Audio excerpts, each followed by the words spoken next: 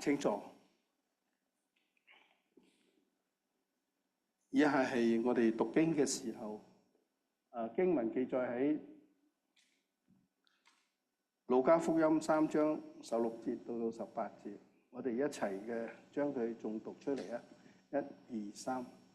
約翰說：我是用水給你們施洗，但有一位能力比我更大的要求，就是給他解鞋帶也不配。他要用聖靈與火給你們施洗，他手所拿的手機要揚淨他的牆，把麥子收在倉裏，把穀糠放在。約翰又用許多別的話勸勉百姓，向他們宣講福音。以下係金句，我哋就誦讀2次，亦都將經文嘅出處都一齊讀出嚟。我哋可以開始。彼得說：你們各人要悔改，奉基督耶穌受洗，叫你們的罪得赦，就必領受所賜的聖靈。使徒行傳2章38節。彼得說：你們各人要悔改，奉基督耶穌名受洗，叫你們的罪得赦，就必領受所賜的聖靈。使徒行傳2章38節。以下呢係講道嘅時間，我哋有我哋而家越嚟越熟悉嘅葉桂華牧師喺我哋中間，願神祝福佢所講嘅每一句話。請葉牧師。Thank you。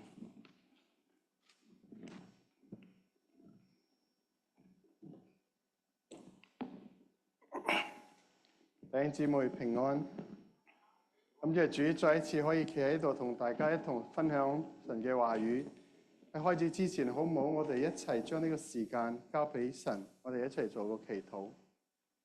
我哋在天上阿爸父神，我哋感謝讚美主嘅恩典。你喺萬民當中揀選咗我哋做你嘅兒女，今日召集我哋嚟到呢個聖殿當中，一同去敬拜讚美你。主喺我哋嘅時刻，奉耶穌嘅名，祈求你聖靈充滿呢個地方，你充滿我哋每一個人，令到我哋聽嘅講嘅都能夠同感一靈，讓聖靈帶領我哋每一個人嘅心思意念，使到我哋明白神你嘅旨意，明白你嘅話語，我哋將一切嘅榮耀頌讚都歸於你。好感謝奉主耶穌聖名，阿們。好啦，咁今日我想同大家分享咧，就係3重洗禮。咁可能你話哇，呢個3重洗禮係咩意思咧？即係要洗3次，咁你見到好明顯就唔係啦。我哋講嘅係水禮、靈洗同埋火洗。咁洗禮嘅時候咧，你可能就話哦，咁我而家受洗咗啦，咁就等耶穌再嚟啦。即係好似我成日都講一個電話智能電話，如果呢個電話咧冇信號嘅話，即係冇網絡，其實你可以做嘅嘢好有限。即可能嗰啲 app 咧，你玩下遊戲玩下嗰個鬧鐘可以。但你話要做啲有連接世界嘅呢個網絡嘅嘢咧，可能就做唔到啦。咁如果呢個電話係冇電嘅話，更加乜都唔使做啦，即係廢嘅擺喺度。所以好多時候咧，我哋當一個人話我受洗啦，咁點咧？你可以做啲咩嘢咧？大發熱心去為主作工。咁你可以做下，你就好攰你又 burn out， 我做唔落去啦。點解啊？因為我哋唔係靠着神嘅靈去帶領我哋做，而係靠着我哋自己嘅所謂嘅熱心去做。所以今日我想同大家分享咧，呢個水禮同埋靈禮同埋呢個火禮有咩關係？咁如果你睇到耶穌咧出嚟行道之前啦，佢首先去到邊度咧？去到約旦河，為咗見到施洗約翰，就叫佢咧為佢施洗。咁你都知道，其實佢唔需要咁做噶，因為佢本身係神，完全嘅神，完全嘅人。但係佢為咗一個見證，為咗佢哋嘅規矩，咁佢叫施洗約翰為佢咁樣做。做完之後咧，咁你見到好似有個鴿子，好似聖靈咁降臨喺佢身上。咁之後咧，聖靈就指引佢去曠野，佢做咩啊？禁食40日。咁你就喺度問個問題，其實有冇必要去曠野咧？其實好多病人等緊耶穌去醫治，好多麻風嘅人需要佢醫治，好多盲嘅人、殘缺嘅人，好多人需要聽到呢個天國福音。佢去咗曠野40日，係咪浪費時間呢？唔知你有冇諗過啊？但係你諗下，其實點解神真係出去做佢嘅工作之前呢，佢先去曠野安靜40日，去嗰度做咩啊？受魔鬼嘅試探，同埋咧受到呢個肉體嘅折磨。你諗下，你40日冇食嘢嘅話，你覺得你會好舒服咩？如果你有做過禁食嘅話，你都知道3日你唔食嘢，你都覺得哇，真係唔係咁簡單喎。第一日可能你就忍耐肚餓唔係好舒服，第2日咧你就會頭痛，第3日咧你又覺得舒服啲。好啦，到第4日、第5日，咁你就可以軟賴賴咯。咁到咗第7日咧，可能你就繼續咁落去，我真係死啦。咁耶穌去曠野40日，到底佢做咗咩咧？其實你諗下，佢安靜喺個曠野度，冇人冇物，又冇朋友，又冇親戚，又冇人喺同你傾偈，你安靜喺度，其實係唔好受噶。所以我哋當諗到受洗嘅時候，水禮好多人見證，有啲買埋花俾你，有啲禮物送俾你，當然好開心嚇。但當你靈洗嘅時候，你話哇，聖靈進入我嘅生命裏邊，時時刻刻佢都與我同在。咁如果你做好事嘅話，當然好啦。但係如果你偶然間做啲壞事嘅話咧，話呢個就唔係好事咯。因為聖靈即係神與你同在嘅話，就唔係好事。即係好似你係一個壞人，你中唔中意一個警察跟住你啊？我相信你唔會中意係咪？但係如果你係好人嘅話咧，你話多咗個保鏢，咁啊當然好啦。所以其實呢個基督徒咧，點解做得咁辛苦咧？就係睇你喺主入邊你係點樣一個人。咁當你遇到困難、遇到挑戰、遇到唔順心嘅時候，就好似呢個火勢一樣，咁係好辛苦咯。嗱，咁今日我哋就一齊去睇下呢3重洗禮。好似呢個唔 work 嘅喎。可能弟兄個幫手啦。咁首先我哋頭先已經讀咗呢段經文啦。但係如果你有留意呢段經文之前第1節到15節嘅時候，呢個施洗約翰喺呢個曠野嘅時候，佢會勸呢啲人悔改，勸啲人受洗。咁跟住咧，有好多嗰啲猶太人企喺度，咁就問佢好多問題。咁施洗約翰最刺激嘅就係話：你嘅毒蛇嘅後裔，邊個指使嚟呢度受洗悔改？等你有呢個得救嘅機會。佢點解要稱佢哋毒蛇嘅後裔咧？咁你毒蛇即係邊個？魔鬼啦，即係你係魔鬼嘅後裔，係個罪人。咩聖經講得好清楚啊！你唔係屬於神嘅，你就屬於魔鬼啊！冇話中間嘅喎，即係一係屬於神嘅，一係屬於魔鬼。喺呢個世界上係好簡單嘅啫，一係你屬於神嘅，一係屬於魔鬼嘅。所以呢個施洗約翰稱話你嘅即係毒蛇嘅後裔，邊個指使你嚟呢度去避免呢個受審嘅災難？咁佢哋就繼續咁去問啦。佢哋話：咁我哋可以做啲乜嘢？我哋應該做啲乜嘢？我哋先可以得到呢個永生？我哋先可以得救咧？咁施洗約翰話：嗱，如果你有2件衫，你就分1件俾人；如果你有食物，咁你就分啲俾人。咁你話：哇！咁我哋做一個基督徒，唔單自己着得暖食得飽，仲要諗下其他周圍嘅人着得暖食唔食得飽，同我有咩關係？所以咁呢個同呢個受洗有咩關係咧？咁我哋睇落去你就知道咧。其實除咗呢個洗禮，讓我哋謙卑落嚟，讓我哋去認罪悔改，願意接受耶穌基督之外咧，仲係要做咩啊？我哋要接受呢個聖靈嘅呢個洗，能夠聖靈指使我哋去做佢要我哋做嘅嘢。即係耶穌受咗洗之後，聖靈就指示佢，引導佢去邊度啊？唔係去醫治大麻風嘅人，就唔係話去醫治殘缺嘅人，而係指使佢去曠野，去嗰度安靜，去嗰度試煉，去嗰度真係明白神要佢所行嘅路。咁當然佢知道佢嚟呢個世上就係為我哋去拯救呢個世人啊嘛。但係都係需要聖靈去引導指使佢。咁好多時候我哋作為一個基督徒，我哋係咪真係靠着自己一腔熱血去做神嘅工咧？仲係要靠聖靈指示你幾時講乜嘢，幾時唔講乜嘢，幾時做乜嘢，幾時唔做乜嘢？仲係你理得你啦，我中意做做啦，我唔想做就唔想做，就係咁咧。所以有時候我哋就諗下，除咗你呢個水洗，即係喺認罪悔改喺眾人面前做見證，好似一個婚禮一樣。點解要行呢個婚禮啊？除咗好睇俾親戚朋友好睇之外，收啲禮物、收啲紅包之外，最緊要係咩啊？即係話我同佢咧係有一個委身，我哋本來係兩個嘅，咁我哋已經合埋一齊成為一體啦。即係當我哋願意喺眾人面前受洗嘅時候，即係話我哋謙卑落嚟，我哋係不配嘅，我哋願意將我哋自己一生交託俾神，讓神嚟帶領我哋。讓我哋成為神嘅子民，從今以後活着嘅唔再係我啦，而係活着嘅係神，藉着我嘅身體活着，即係一個喺眾人面前一個表示。咁當你哋講到呢個靈世嘅時候，咁又點去睇咧？嗱，我哋今次咧就一段一段咁去分析啊。咁最後你都睇到啦，當呢個聖靈喺我哋心中嘅時候，佢好多時候會揀喎。嗱，有啲嘢咧就好似糠皮咁樣。一吹佢燒咗佢，係唔值得你花時間。有啲好似啲糧倉一樣，將佢收埋。即係好多時候有啲嘢我哋會做，有啲嘢唔會做。咁到底係邊樣嘢應該做，邊樣嘢唔應該做咧？好多時候我哋好難去決定喎。但係聖靈會幫助你去明白、去決定。咁啊，最緊要一樣嘢就係話聖靈俾我哋受洗。你話經過火洗，咁我哋又得到啲咩？點解我哋要經歷呢度三重洗禮？咁我哋逐個去睇啦嚇。首先，我哋睇水嘅洗禮先。咁啊，我哋頭先就提到啦嗱。咁啊，施洗約翰即係話我係用水同你洗禮，但係咧嗰個將嚟嘅人咧會用聖靈同火為你施洗嗰個咧，我連幫佢攞鞋都冇咁嘅。即係解呢個鞋帶嘅資格都冇，都唔配。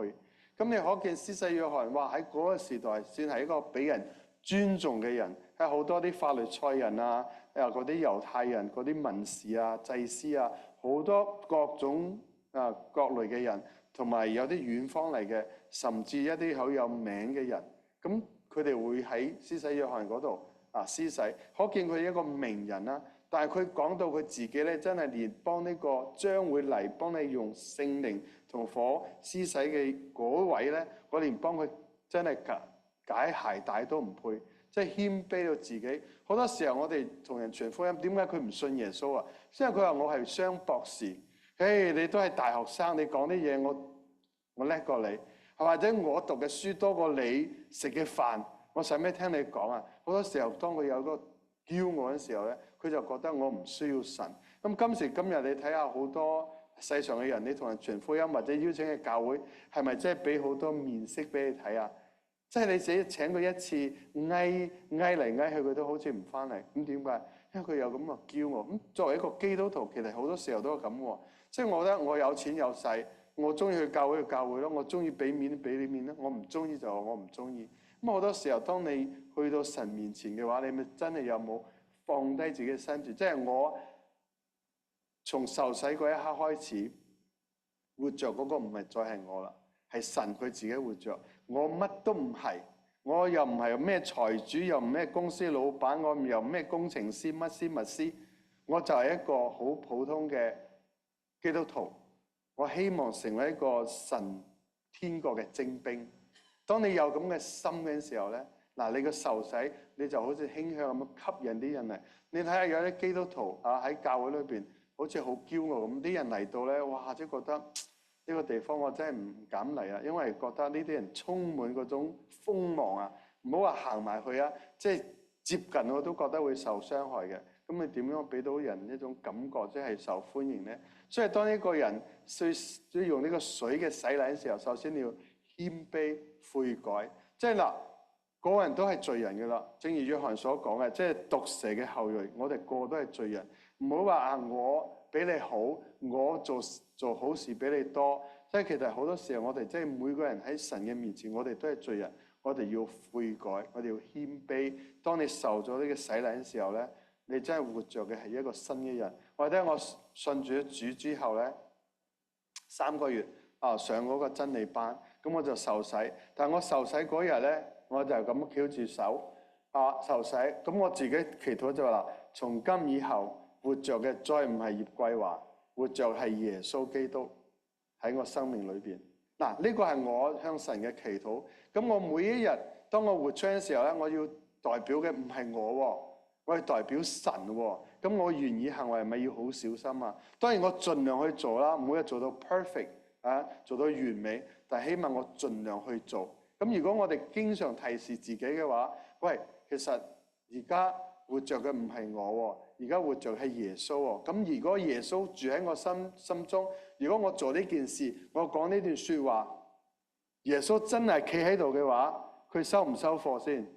如果耶穌都話你咁樣講啊，你千祈唔好話你識我啊，咁乜大件事啦，係咪？所以有時候我哋要諗下，我哋做呢件事講呢句説話係真係幫到人啦，仲係真係去成為佢嘅絆腳石咁啊！嗱，呢個水禮咧，俾我哋好大嘅提醒咧，即係我哋要呢個謙卑悔改。咁啊，彼得都講啦，嗱，你哋要悔改。即係你話受洗係做咩？就喺眾人面前表示，即係我哋要悔改，奉耶穌基督嘅名為我哋施洗，我哋得個罪得赦免。咁啊，你話呢個唔單止係俾我哋，點解我哋要受洗咧？係真係會幫助到我哋下一代。嗱，好似我啱啱去完巴馬短宣啊，喺差唔多接近最後嗰一日，嗰度有一半嘅年輕人咧，佢哋去教會嘅，但係冇受洗。都係10幾歲嘅年輕人，有一半都冇去未受洗嘅。咁我就奇怪，即係話點解佢哋信咗主咁多年，去教會咁多年，從細到大都去教會，點解10幾歲啦，都接近20歲啦，都仲有一半人未受洗咧？咁我就好心急，我就喺度祈禱神啊，點樣先令到呢班人咧睇重呢個洗禮咧，知道洗禮嘅重要性咧？咁啊，同我哋去嘅一個隊員咧，佢就係信咗主半年嘅啫。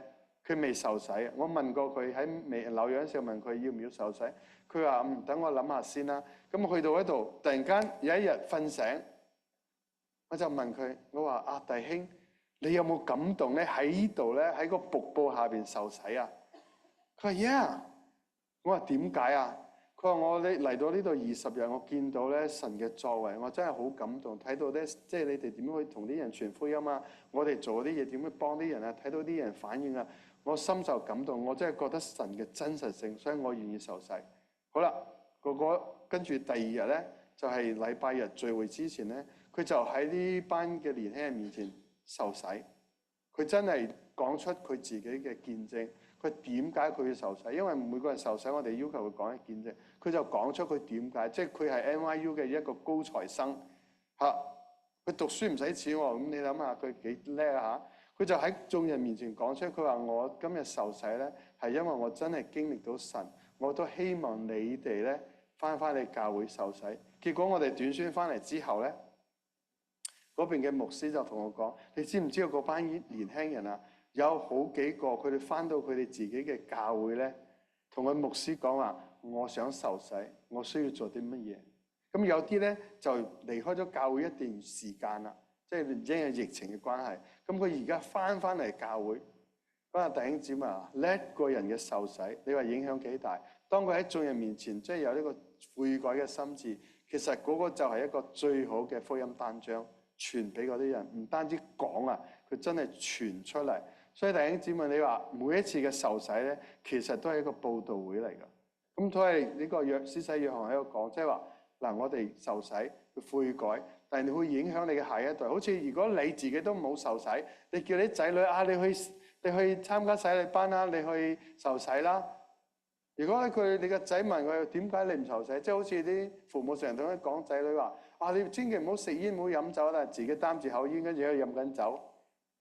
你言教不如身教啊，係咪先？所以你有時候我哋要一個美好嘅見證，俾到我哋下一代，令到佢哋都成為神所祝福嘅人。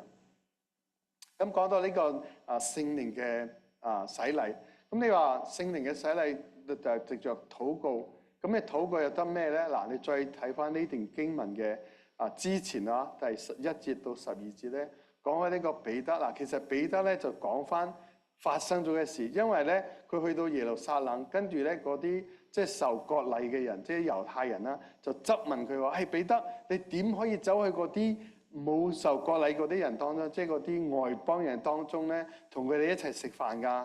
咁彼得就話俾你聽嗱，其實咧係咁樣發生嘅。咁你講翻成個故事，咁因為時間關係，我就攞咗一段啦嚇。佢就講喺佢喺個祈禱嗰陣時候，即係神俾佢一個異象，睇到一個好似有4個角嘅物質跌咗落嚟，跟住當中好似一個布咁樣跌咗落嚟。咁當中有啲動物啊，有啲食物啊，但係嗰啲係喺對猶太人講呢啲係不潔淨嘅食物。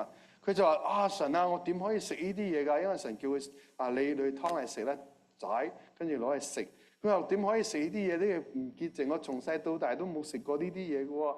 咁神話呢個經過祈禱咧係潔淨㗎，你去食啦，我嗌你去食。咁彼得一直話 no no no 3次啊。咁最後咧就佢見到咧呢個異象之後咧，咁喺度有人咧就喺度祈禱，即係想知道呢個天國嘅信息。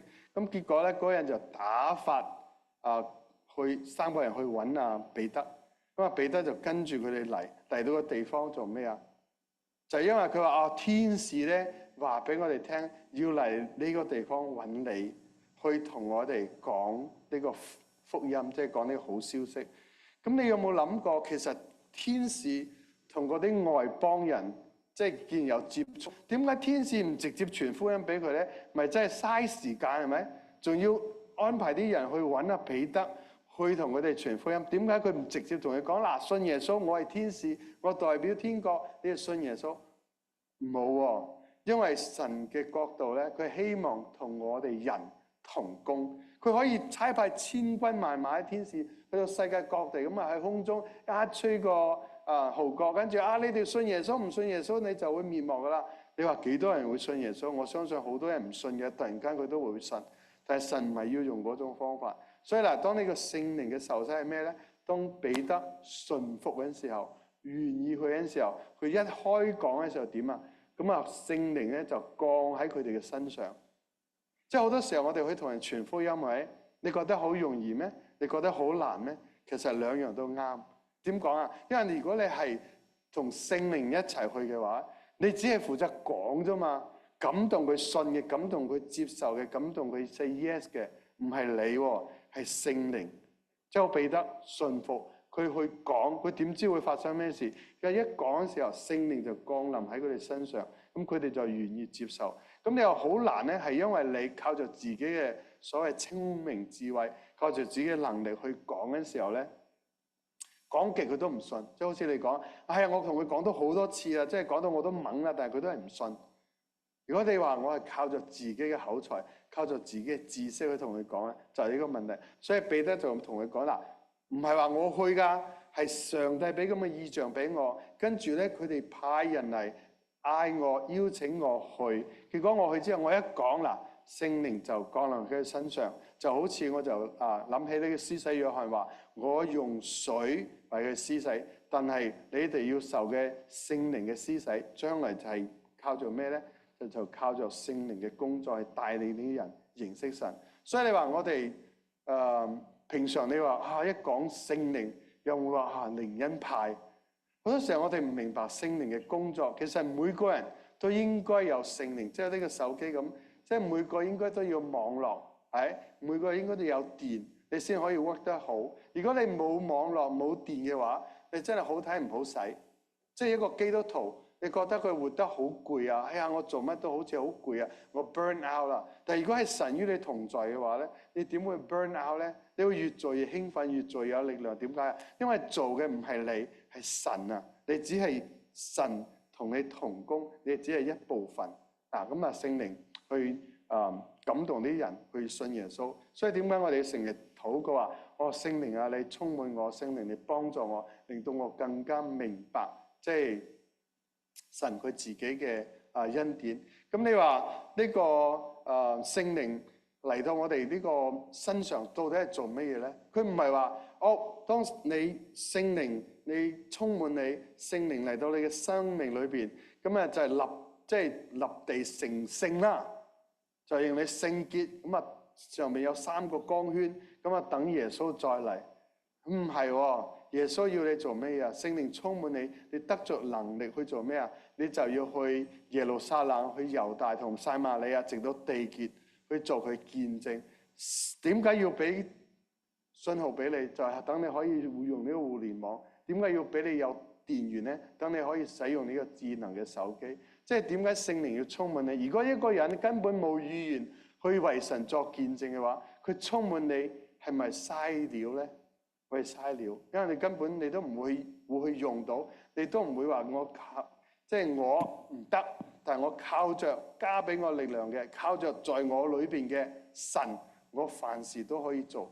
咁如果你成日都咁諗住咧，我唔得，但係神得，因為佢與我同在，咁聖靈唔會充滿你，帶領你，即係隨時隨地你都可以同神同工咯。所以好多時候我哋話點解我哋感覺唔到神？因為你根本都冇諗住做神要你做嘅嘢，你只係想做你自己想做嘅嘢，或者你覺得喺眾人面前我好威風，咁呢個唔係神要嘅。神要你做咩咧？神要你去做佢嘅見證人，去將佢福音傳出去。啊，到咗第三點啦，就係講到呢個火嘅洗禮。嗱，生老病死大家都知道啦嚇，即係好似頭先見到Louis長老話點啊？你太太有冇過嚟啊？好似David長老話太太過嚟，我太太就嚟唔到今日，因為佢陪我嘅叫做 sister-in-law 嘅先生，即係話佢嘅妹夫去咗醫院。嗱，佢係好地地翻緊工嘅喎，冇嘢嘅喎。咁突然間咧就好似唔舒服幾日，又唔知咩事，又發冷又肺熱，跟住又查唔出係咩問題。睇咗2次醫生，第3次睇都查唔出，但係最後嗰個都話不如你去急診室啦，因為咁樣繼續落去嘅話就危險啦。嗱，佢就去。咁你就話咁突然間咁嘅事發生，你驚唔驚啊？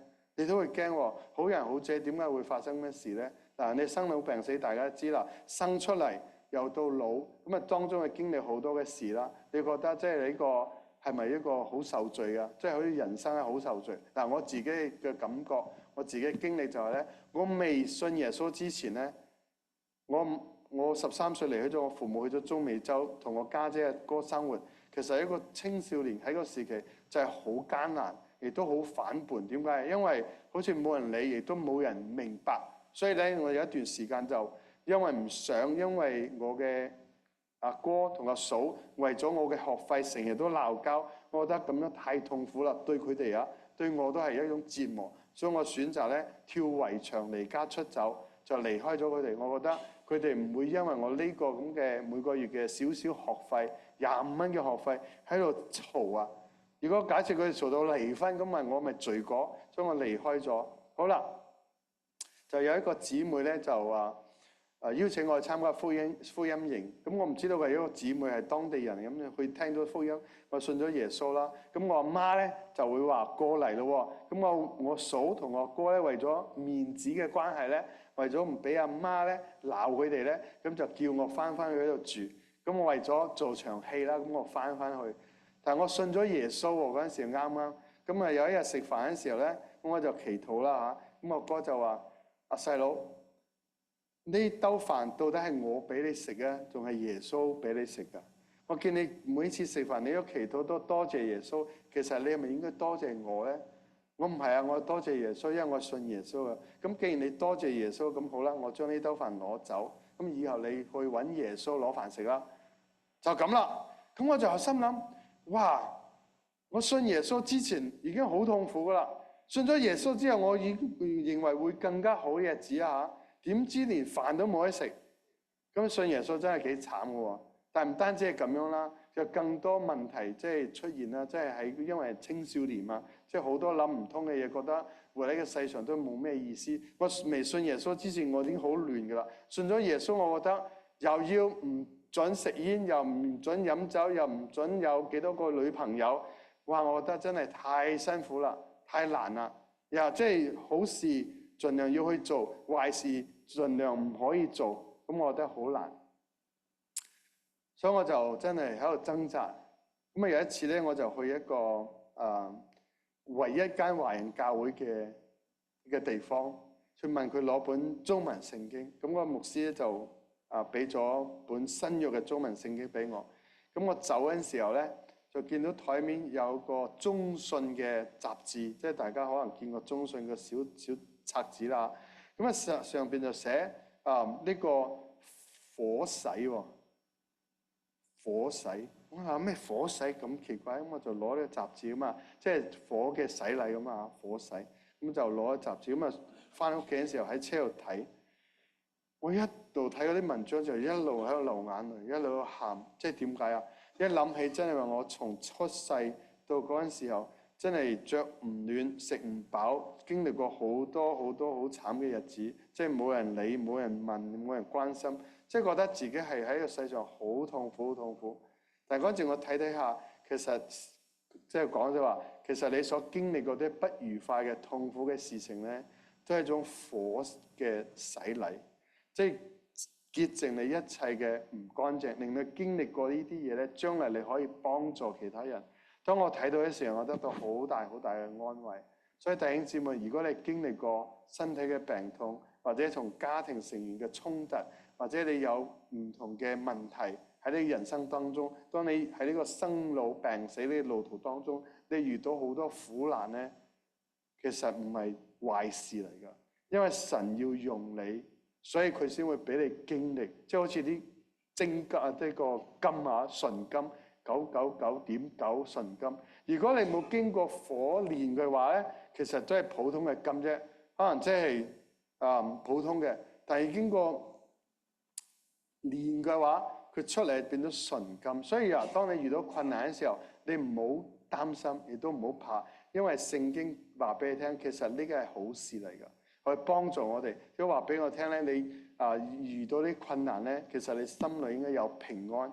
即係你唔好擔心呢啲苦難，你要放心，因為耶穌，我哋嘅神已經勝過咗呢個世界。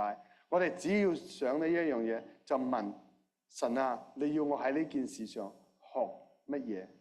我以前唔識因為信主冇幾耐啊嘛，成日都覺得哇，神啊，點解係我啊？點解我信咗耶穌仲要經歷咁多痛苦嘅事啊？甚至嚟到美國半年我搬5次家，你諗下半年搬5次喎，每一次搬家就孭住個背囊，攞住個垃圾袋，即係啲舊衫褲。咁啊第一次啦，第二次就加多個垃圾袋，因為人哋送咗啲舊衫俾我，咁樣2個垃圾袋咯喎。咁就係咁樣，好似流落去搬5次。咁我諗下，我係一個基督徒，我係天上嘅王子，真係呢個太慘啦！我覺得咁樣做基督徒真係太苦啦。所以好多時候我都會話：神啊，點解係我啊？點解人哋可以有屋住？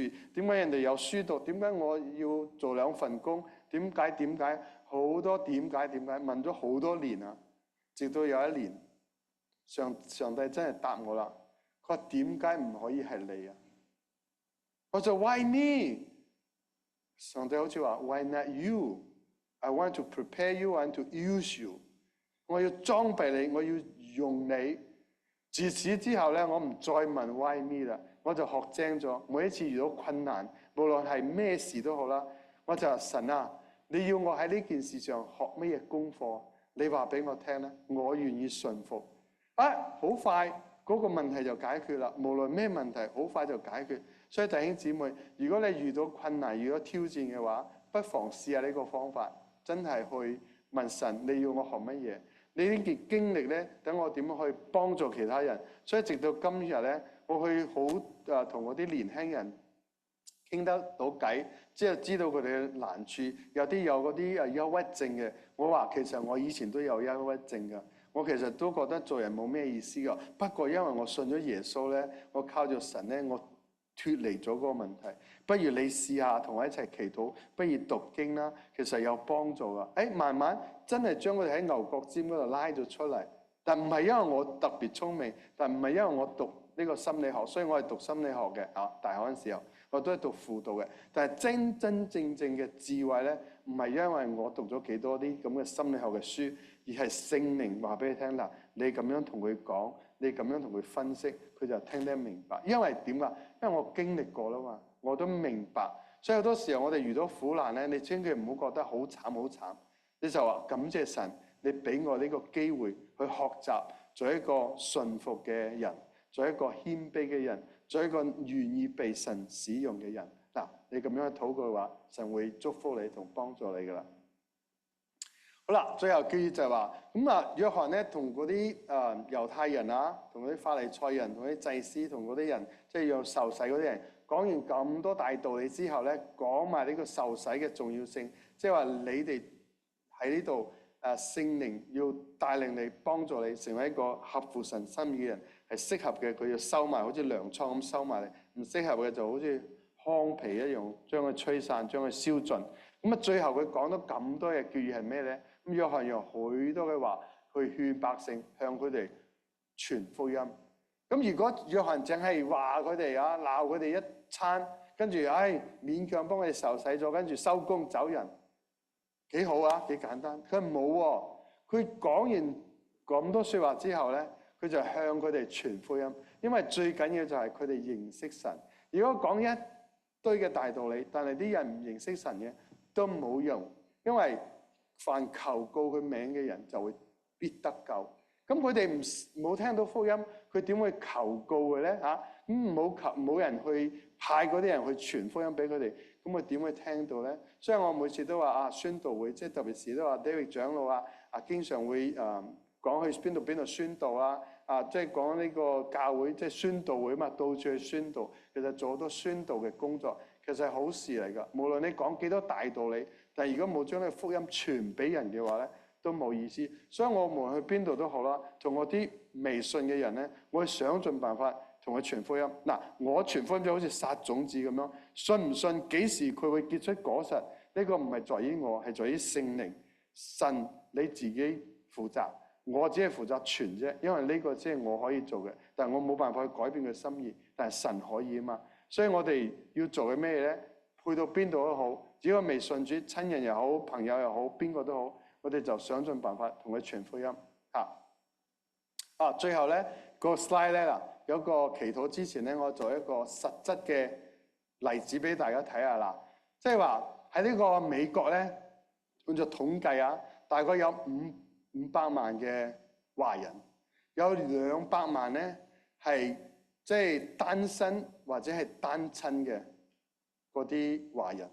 咁有100萬咧就係未婚嘅青年人，即係未結過婚嘅單身嘅人，大概100萬。咁留學生大概有30萬喺度。咁你都知道而家政治嘅環境咧，呢30萬嘅留學生咧，佢讀完書出嚟咧，可能佢1年嘅時間。如果佢可以揾到工作，有人擔保佢咧，攞你 H1B 咧工作簽證咧，可能留得低。如果唔係咧，佢就要走啦。所以你話呢30萬嘅學生咧，其實佢哋有啲似喺熱鍋上面嘅螞蟻一樣。其實好多人都有呢個精神呢個壓力㗎。佢哋好多人開始有啲憂鬱，太多嘢諗。因為其實呢個好大嘅壓力。可能如果你係公民或者係居民，你冇呢種壓力，或者以前你未攞到身份之前有咁嘅壓力。但係你諗下，呢30萬嘅留學生，佢哋想翻去中國又唔敢翻去，或者想翻去佢嘅國家，好似香港佢又唔敢翻去。點解？因為翻去驚翻唔到嚟。咁佢哋去邊度咧？咁我諗下，佢哋嘅需要係乜嘢？係佢哋需要一張綠卡，但係佢哋真係需要嘅咧係上帝，係嗰種平安同嗰種喜樂。咁邊個人可以俾到佢哋咧？就係信咗耶穌嘅人，即係好似我哋咁嘅人啦。咁你有100萬嘅人咧，就係未婚單身。咁你試下，如果你認識一個未婚單身，都35歲啦，45歲都未結婚，你會唔會啦？呢個人梗係有啲咩問題係咪？如果正常嘅都結婚生仔啦，咁其實可能佢係因為原生家庭嘅影響，或者係佢談過戀愛受傷過，或者佢見過佢嘅父母嗰種婚姻咧破裂，甚至咧嗰種互相傷害，佢就講：我真係打死都唔會嫁一個好似我老豆咁嘅人，打死我都唔要娶一個好似我媽咁嘅人。好多時候呢個陰影咧就成為佢哋嘅心結。咁呢個心結邊個可以幫佢解決咧？唯有上帝。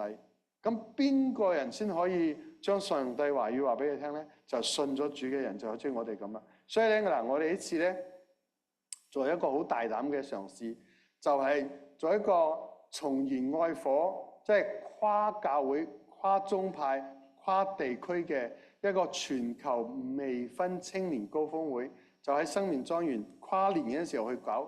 如果你有100個人，或者你話1000就搞唔到啦。我開始嘅時候，我哋預過100個人。如果呢100個人有一半係信嘅，一半唔信嘅，唔信嗰啲傳福音俾佢哋，信咗嗰啲咧幫助佢哋解決佢哋嘅心結。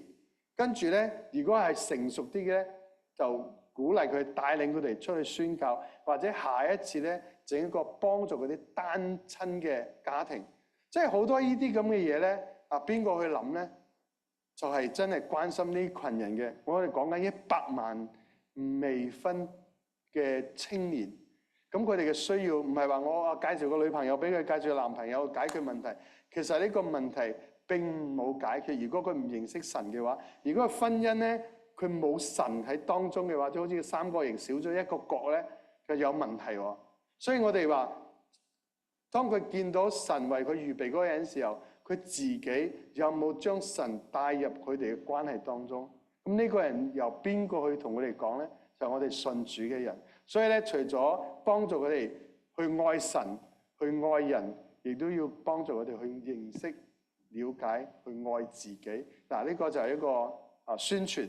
咁希望你睇到周圍咧有咩單身嘅、未結婚、未結過婚嗰啲第一批，咁你可以咧介紹佢去參加呢個。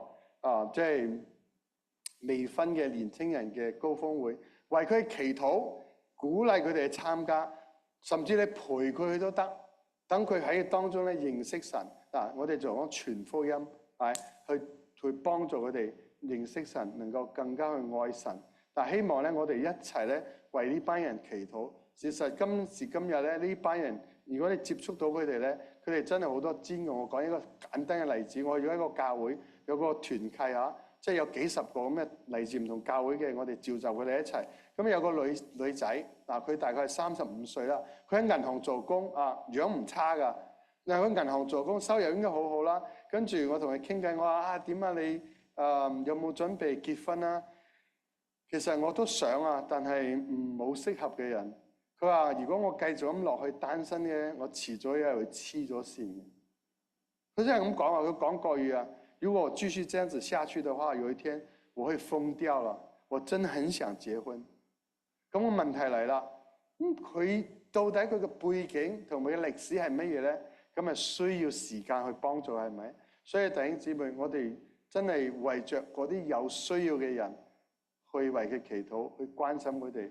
嗰啲留學生、嗰啲單身嘅、單親嘅，所有啲有需要嘅人，你要佢翻嚟教會咧，其實好簡單嘅啫。你去關心佢哋，請佢哋到你屋企食飯。好似琴晚我哋去咗一個冇返教會嘅家庭，我哋將一班年輕人帶去佢個家庭嗰度。你唔嚟教會啊嘛？得，我將教會帶到你嘅屋企，我哋一齊聚會。所以話你唔嚟教會，我哋將教會帶去佢屋企嗰度。你要佢返嚟啫嘛？你請佢食飯咯。帶佢返嚟教會嘅時候咧，就係咩啦？佢食咗你幾餐飯，你再邀請佢返教會，佢都唔好意思唔返啦，係咪？好啦，我哋做一個祈禱。天父，我哋感謝讚美主你恩典，藉住你嘅話語，讓我哋明白，即係除咗呢個水禮，呢個靈嘅洗禮都非常嘅重要。因為我哋活着唔係為咗自己，係為咗神。我哋出去為主你作工，唔係為咗我哋自己一啲熱心，而係真係要靠着聖靈嘅帶領、聖靈嘅智慧同你指示。求主你幫助我哋，真係每一日能夠即係謙卑落嚟，去喺神面前能夠去禱告、仰望神，讓我哋求神你充滿我哋每一個人，幫助我哋指示我哋每日當行嘅路，亦都求主你幫助我哋去面對我哋每日所面對嘅困難，無論係真係生老病死唔同嘅環節，我哋所經歷嘅，求主你幫助，讓我哋真係有個順服嘅心。呢啲事情嚟到我哋身上，即係好似嚟到約伯嘅身上嘅時候，即係我哋願意嗰順服嘅心，願意去聆聽學習神，你要我哋身上顯出你嘅榮耀，就好似呢個一生出嚟就係盲嘅一個人一樣。好多時候人會誤會佢為佢父母或者佢犯咗罪，所以佢一生出嚟就係盲。但係神，你係話你要喺佢身上彰顯你嘅榮耀。求主你真係幫助我哋，